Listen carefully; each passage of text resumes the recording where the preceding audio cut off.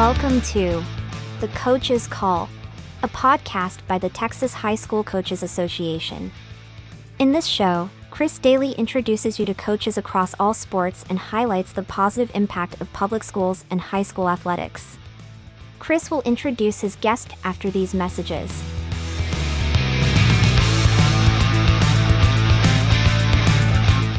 Hello, Coach's Call listeners. This is Joe Martin, Executive Director of Texas High School Coaches Association. Thank you for listening to our new podcast. This is a new adventure for us. Our goal is with this podcast to help spread the stories of all positive things coaches in our great state do for athletes. We also want to keep you updated with all the THSCA initiatives our members can take advantage of. As you go through your season, don't forget to nominate your best athletes for our Super Elite teams. We will have teams from each sport and classification under the UIL umbrella.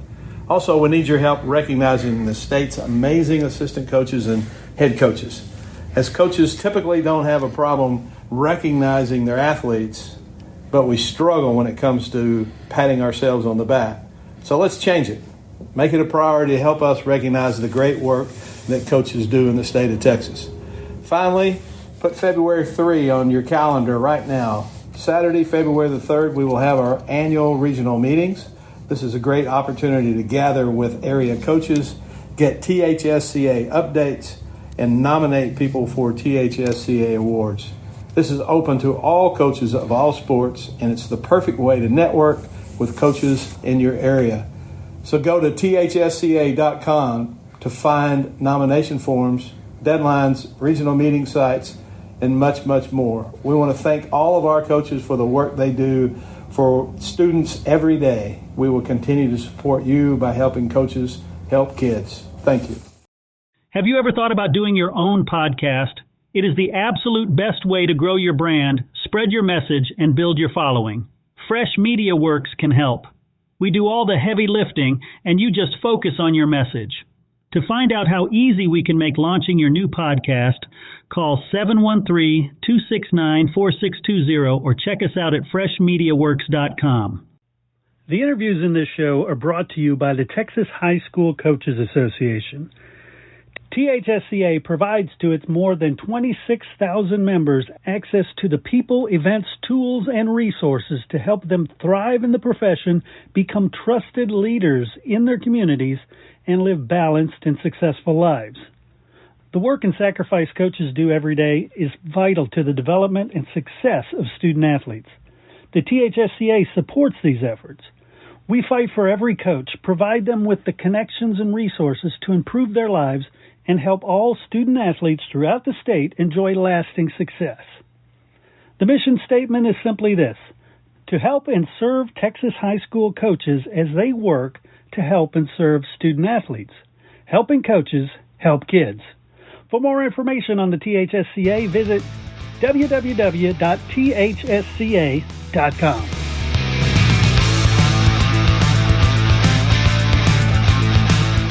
All right, everybody, join me in welcoming Coach Jody Conradt to the show. Coach, how are you today? I'm doing really well. It's a great time of year. There's basketball, there's football, and we have a lot to be thankful for. I love that. And I just wanted to point out, even though you're retired, you still go by Coach, right? Well, I've been called a lot worse, but I am just about anything. I've had a wonderful opportunity, and I think everybody that has coached and is called coach is in a privileged position.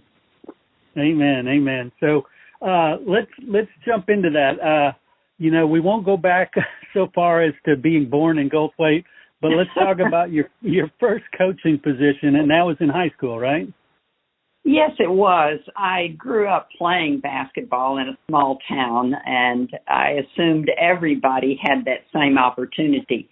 But it never occurred to me that I could coach because, as was true then and somewhat to that same degree today, in small towns, I think they hire 3 or 4 football coaches and I've always contended that they drew straws, and the short straw coached girls basketball. So I never had a woman as a coach. I had opportunities that I value today, and the people that coached in my high school were very important to me.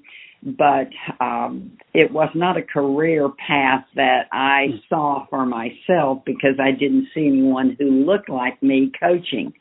But by coincidence, I happened to meet a man named M.T. Rice, and anybody that's followed girls basketball in this state way back will remember that name. He was the coach and the superintendent of schools at Midway High School.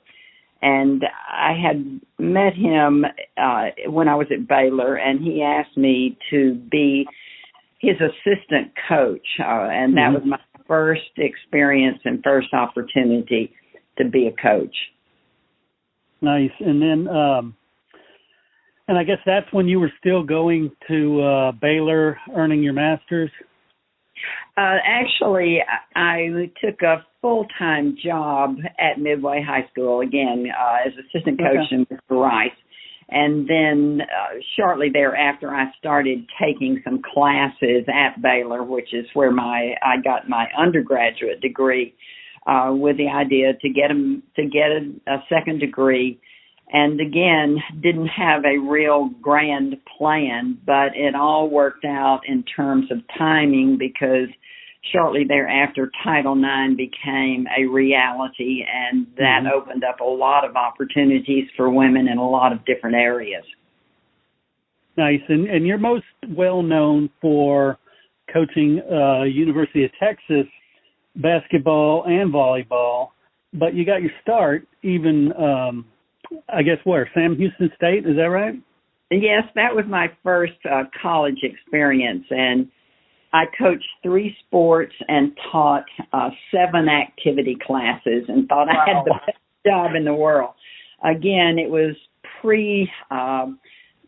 earlier than the time that people actually hired people to coach women's sports at the collegiate level. So I really was hired as an instructor, but coached those 3 sports, thought I had the best job in the world. And again, it was just living in the moment, taking the opportunity was there, and again, not really having any vision as to what might develop in my career or what might develop in regard to women's sports at the college level. Right, and then after Sam Houston State was UT Arlington, and you're still doing 3 sports, right? That's right, and I became I think the first women's coordinator, which was another way of saying women's athletic director. I didn't have to teach the classes there, but I oversaw 3 sports, coached those 3 sports, and really had a great opportunity to get in on the ground level of building a program at UT Arlington. And just by coincidence, within the last month, they celebrated, it makes me feel old, but they celebrated the 50th anniversary of that first volleyball team, which was the first sport in the fall of that year. They celebrated and had a little reunion of those women who came back who had represented that program. Nice. And I guess once you're in the UT system, that's how you got noticed by UT, right? Well, it's interesting how things work out. Again, I think I said there was no grand plan, and that certainly was the case. I happened through a meeting, a clinic, some kind of gathering to meet a man named Mickey LeMater. He was the chancellor of the University of Texas system, and obviously officed in Austin. And when the University of Texas decided that they needed to catch up and get going in women's athletics in response to Title IX, he made the contact with me, and that's sort of how it happened. It coincided with them hiring a woman named Donna Lopiano, who actually put women's athletics at the University of Texas on the map and had a huge impact across the country with her advocacy to make sure that women had an opportunity to participate in sports. Nice. And so then you get the gig at UT in Austin, and what, you go down to two sports then, just volleyball and basketball? Yes, and it was kind of a plan on my part.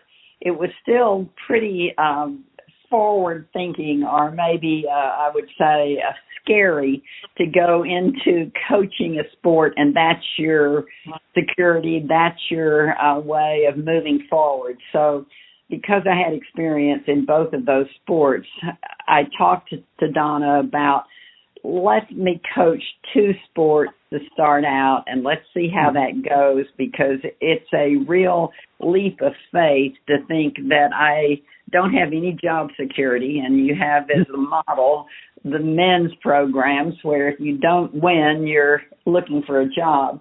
So it was sort of a safety net for me to coach both sports, although basketball had always been my first love, and I hoped that would work out where I could just eventually coach one sport. Nice. And I guess talk about how you did there, because it wasn't a case of, oh, this is going to take decades to build a good program. I mean, the UT women's sports got going fast. Well, we did, but it wasn't without some controversy and some really unusual circumstances. If you look back in history of the Title IX legislation at the national level, you would find that there was at one point an attempt to eliminate football from counting in regard to Title IX. And there was actually an amendment called the Tower Amendment, which I think involves John Tower, who was a state senator of Texas, and Coach Royal, who was the president of the National Football Coaches Association. And the two of them, representing different constituencies, sort of pushed forward that there was a real fear on the part of football in particular, and football coaches, that Title IX and the implementation of women's sports would impact the funding for football, and therefore it was somewhat a threat. So while I'm taking this job at the University of Texas, there is this sort of a conflict going on at the national level to try to determine how do you comply with Title IX, and are the 100+ positions on the football team, do those really factor into how you comply with Title IX? So on the outside, it might have looked like things got rolling in a hurry, and they did in terms of our being able to be competitive. But there was still a lot of uncertainty about what was going to happen with the funding of women's sports, and how was it really going to impact the overall landscape of athletics. Right. And it seemed that fan support was there from the start. I'm sure that had a lot to do with winning, but talk about the fan support there. Well, it was a vision of mine and Donna Lopiano to think about who supports women's sports, who supports women, who supports girls' sports at the high school level. And although my experience growing up was the men and the boys and the girls played on the same night and people came to watch both, but that wasn't the case at the collegiate level. So we targeted a different population to really build a fan base. And one of the selling points was these are women who would not have had an opportunity or access to higher education if it were not for an athletic scholarship. I mean, if you think about the number of women nationally and over time that have gotten education through an athletic scholarship and the finances that come along with that, it is a movement. And we tried to play on the idea that this is the right thing to do. It is an opportunity that hasn't been there for women, and we appealed to a fan base to support on that premise. And many of the people that supported early on weren't necessarily people who had supported men's athletics or men's sports, but they were touched by the idea that this is a new opportunity, a new horizon for what women can do.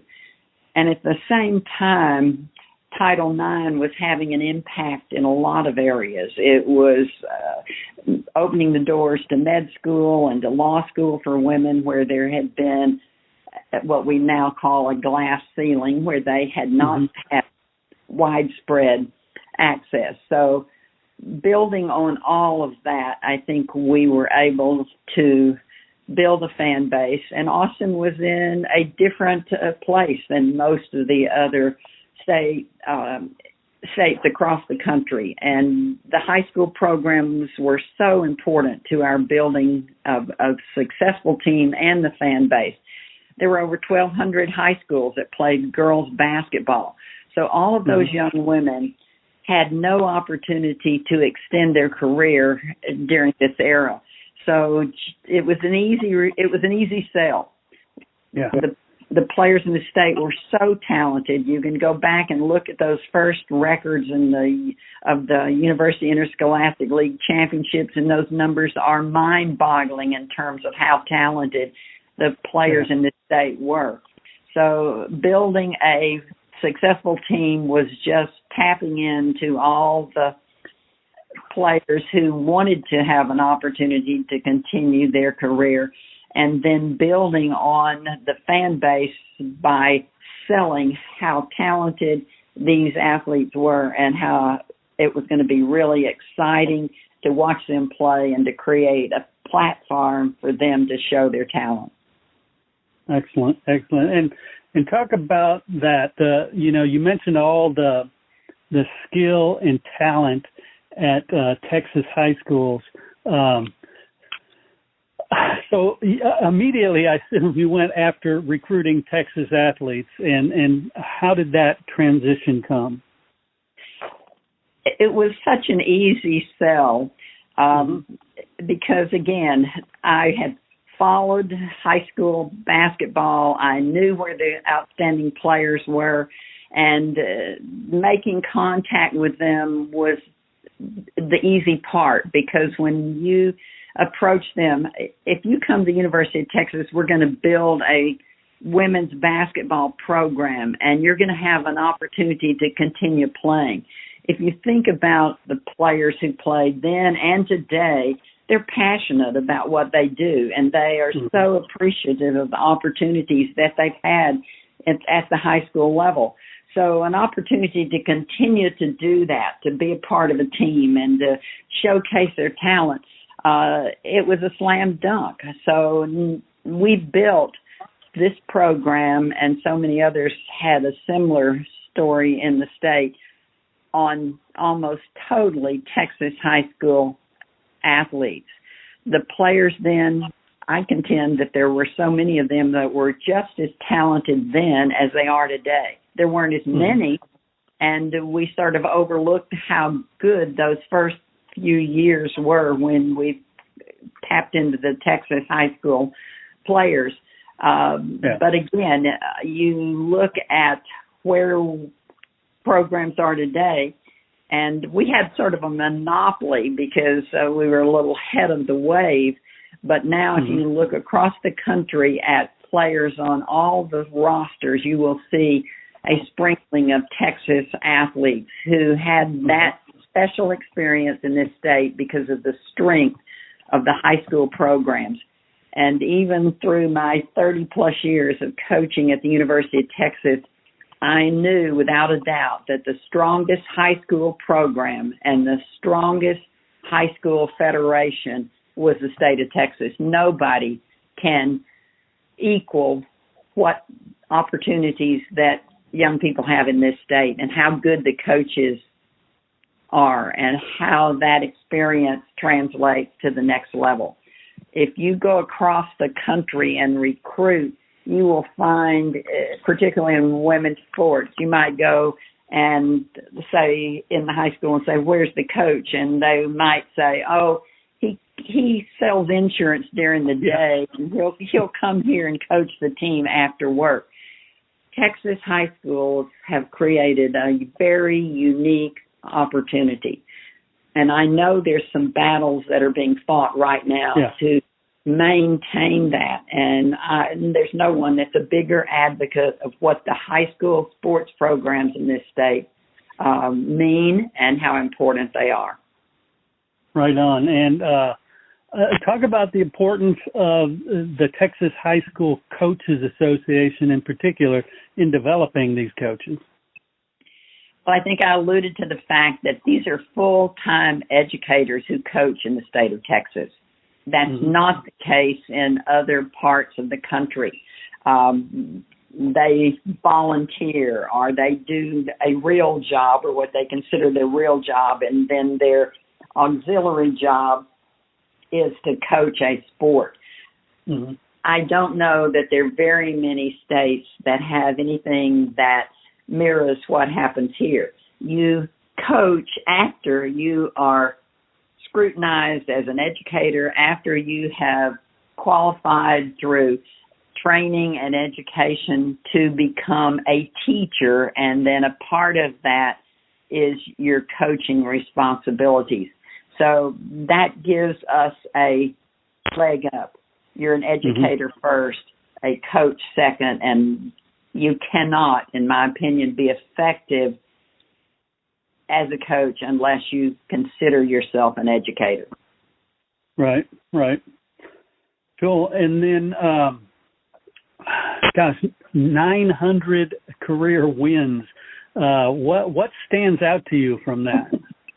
Well, I think most coaches look back on the wins, and they don't ever think about the wins, that they don't think about the losses. Because with every successful coach, there are going to be wins, but there are going to be those disappointments. That's the business. It's a roller coaster.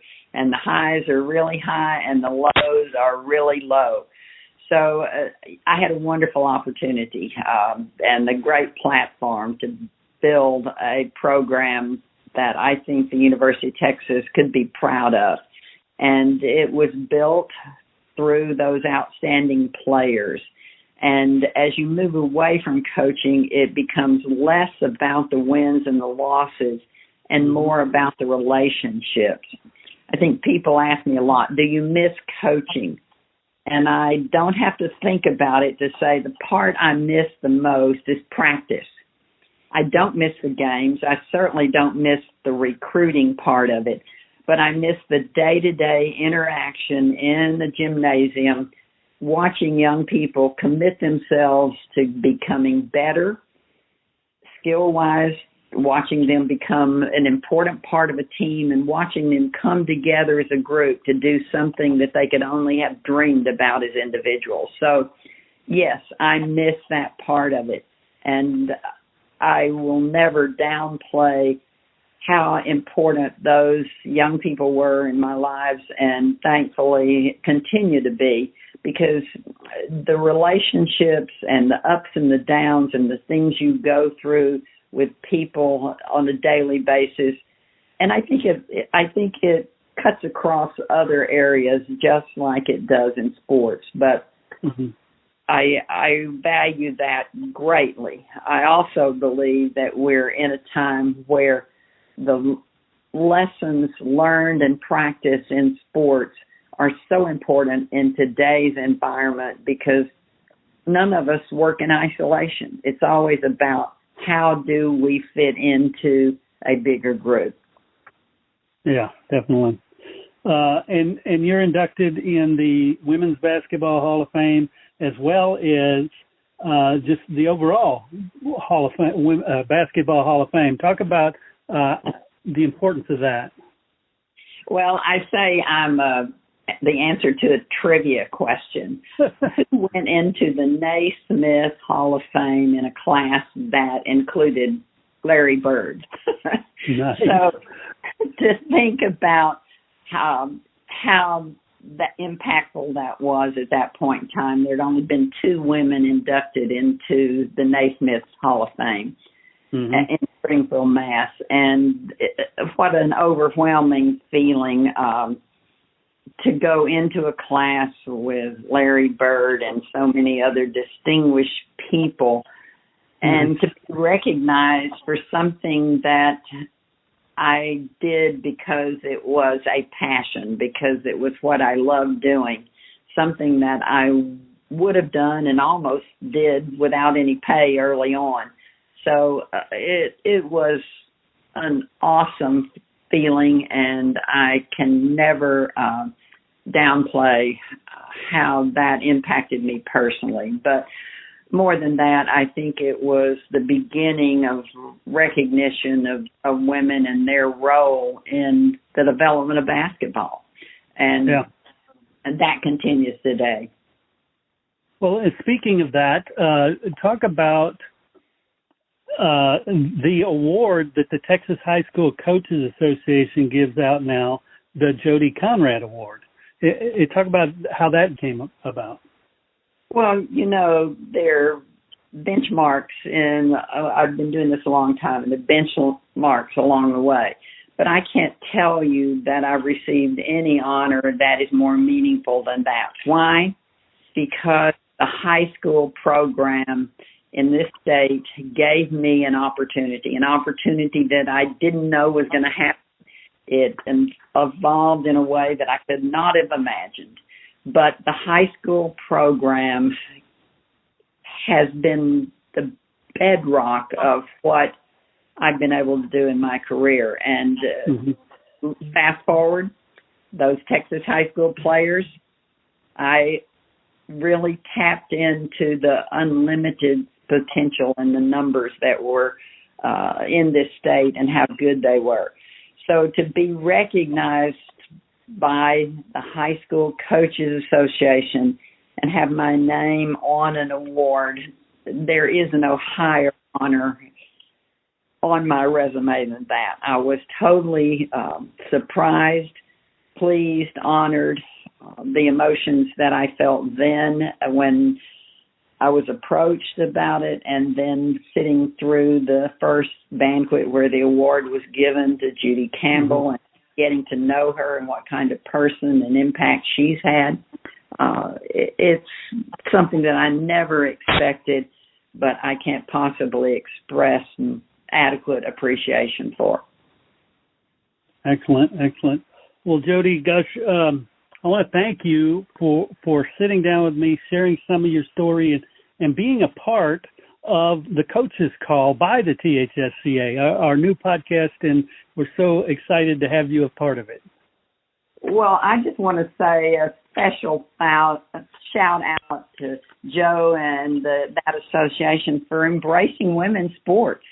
It hasn't been that long ago that was not a part of their vision. And there's been some guys recently who have stepped up and said, hey, we have all of these people who coach women's sports, and they can join hands and make this organization even better than it has been. So I think every woman or person who coaches girls sports at the high school level appreciates that opportunity. And if you don't believe it, all you have to do is look at the numbers of coaches in women's sport, girls and women's sports, who attended that convention in Houston. I was blown away by the numbers and the contribution on the programs that girls sports played in that organization. And it always takes men with vision to open doors. And I want to say thanks to that organization, its leadership, for opening the doors for me, but especially for so many people who are coaching at the high school level. Definitely. And I want to thank you for all the doors you've opened, because you've not only performed amazingly, but you've opened a lot of doors for a lot of young women as well. We have a responsibility to do that. I think there's so many times that we have to reach back and we have to recognize the people who gave us a boost along the way, and it's our obligation to pass that forward. Right on. Jody, thank you so much for sitting down with me. Oh, it's been fun. Enjoy the rest of the holiday season, and thanks again for your promotion of girls and women's sports.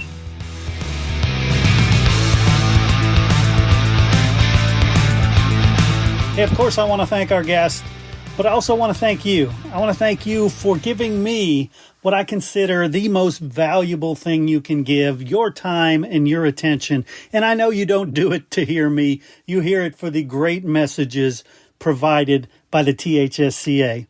And hey, if you'd like to associate your company with the THSCA and the Coach's Call podcast, limited sponsorship opportunities are available. You can reach out to me, Chris Daly, 713-269-4620, or head over to my website, freshmediaworks.com. Once again, thank you so much for supporting Texas high school coaches.